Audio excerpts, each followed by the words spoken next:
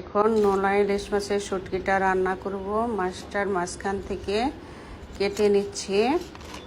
4 piece রান্না করব আমি। প্রচুর লবণ আছে, ভালোভাবে ধুয়ে নিতে হবে গরম পানি দিয়ে।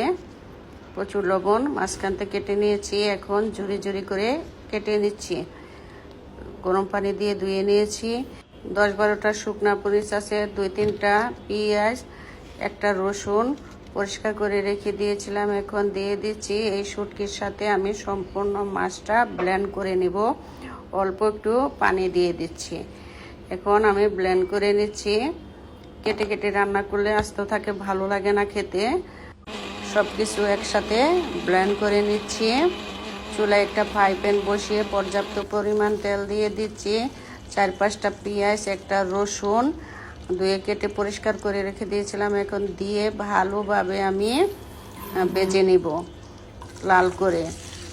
কাঁচা কাঁচা থাকলে ভালো লাগবে না শুটকি খেতে, জন্য ভালোভাবে আমি লাল করে ভেজে নিচ্ছি সম্পূর্ণ পেঁয়াজগুলো। এখন 1 চামচ মরিচের ফাঁকি, 1 চামচ হলুদের ফাঁকি, 1 চামচ ধনিয়ার ফাঁকি।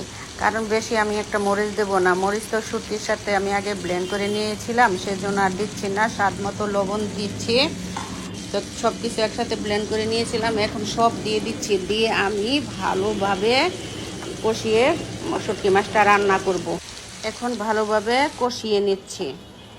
কষানো হয়ে গেছে, পেঁয়াজের সাথে শুটকি মিশে গেছে। এখন আমি আবার অল্প একটু পানি দিয়ে দিব। পানি দিয়ে ভালোভাবে শুটকি মাছটা রান্না করতে হবে। নোনা ইলিশটা মোটামুটিভাবে রান্না করা হয়ে গেছে। দেখুন কত সুন্দর মাশাআল্লাহ কষিয়ে আমি রান্না করেছি। আমার ভিডিওটা যদি আপনাদের ভালো লাগে তাহলে লাইক কমেন্ট শেয়ার করবেন।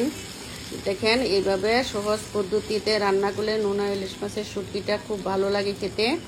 এই ইলিশ মাছের শুটকিগুলো আমরা গাজীপুর থেকে আনি। গাজীপুরের নোনা ইলিশ মাছের শুটকি খুবই ভালো।